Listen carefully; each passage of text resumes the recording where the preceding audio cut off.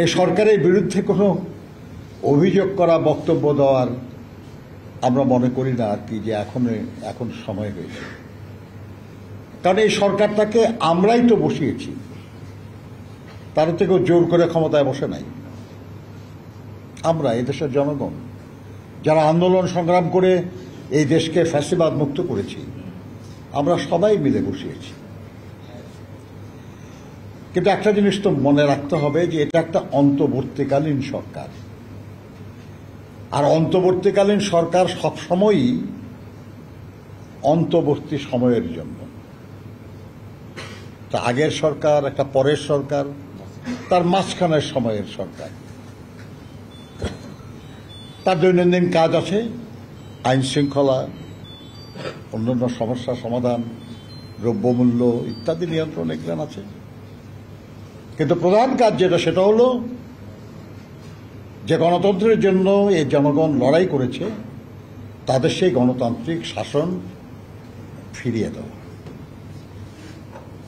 একটা নির্বাচনের মাধ্যমে একটা নির্বাচিত সরকারের হাতে ক্ষমতা হস্তান্তর করে তারা মর্যাদার সাথে সবার অভিনন্দন নিয়ে তারা যার যার জায়গায় ফিরে যাবে। এটাই হলো অন্তর্বর্তীকালীন সরকারের কাজ। আমরা জানি যে বাংলাদেশের কিছু রাজনৈতিক শক্তি আছে, কিছু সামাজিক শক্তি আছে, তারা অনেকেই তাদের নিজেদের রাজনৈতিক স্বার্থে কিংবা তাদের গোষ্ঠীর স্বার্থে তারা এই গণতান্ত্রিক প্রক্রিয়াটাকে বিলম্বিত করতে চান। নানা কায়দায়, নানা কৌশলে তারা গণতন্ত্রের এই অভিযাত্রাকে বিলম্বিত করতে চান।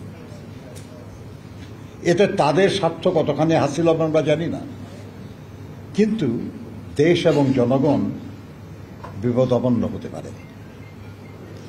আমরা নানা ঘটনার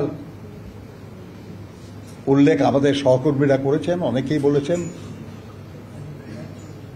আমরা মনে করি যে একটা রাষ্ট্র, যে রাষ্ট্র তিন দিক থেকে ঘিরে আছে এমন একটি শক্তি, যে শক্তি আমাদের শত্রুকে আশ্রয় দিয়েছে,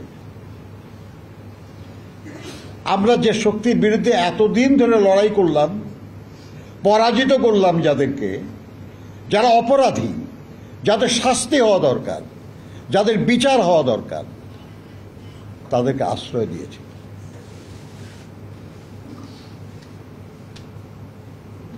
যে আমার বন্ধুর বন্ধু, সে আমারও বন্ধু, কিন্তু যে আমার শত্রুর বন্ধু হয় তাকে বন্ধু বলা তো মুশকিল।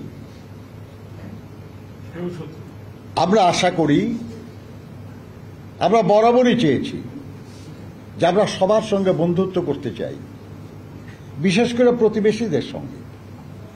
কারণ আমি আমার স্ত্রী বদলাতে পারবো, কিন্তু প্রতিবেশী বদলাতে পারবো না। প্রতিবেশী এমনই গুরুত্বপূর্ণ, কিন্তু আমরা চাই সে প্রতিবেশী বন্ধু সম্পন্ন, বন্ধুভাবাপন্ন। যে আমার দেশের হাজার হাজার মানুষকে খুন করেছে, গুম করেছে, এদেশের লক্ষ কোটি টাকা পাচার করেছে, এদেশের সমস্ত প্রতিষ্ঠানগুলিকে ধ্বংস করেছে, এত সব কিছু জানার পরেও তাদেরকে বিচারের আওতায় আনার পথে বাধা সৃষ্টি করা কোনো বন্ধুত্বের কাজ নয়। আমরা অনুরোধ করব তাদেরকে যে ঠিক একই কাজ যদি আপনাদের সঙ্গে ঘটতো, আপনারা কেমন আচরণ করতেন, এই বিবেচনা করে আপনারা সেই আচরণটি করুন।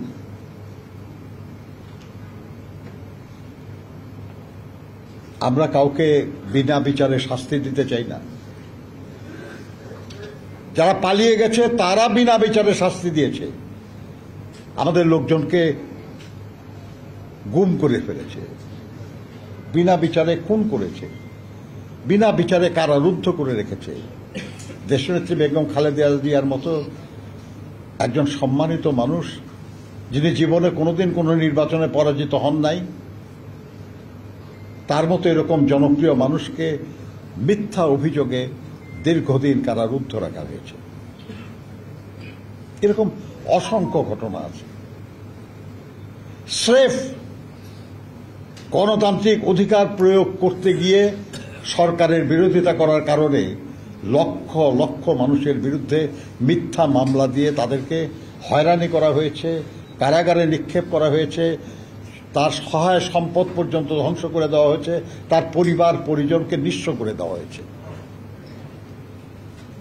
কিন্তু আমরা তাদের বিচার করার জন্য পাচ্ছি না, কারণ তারা পালিয়ে আশ্রয় নিয়েছে।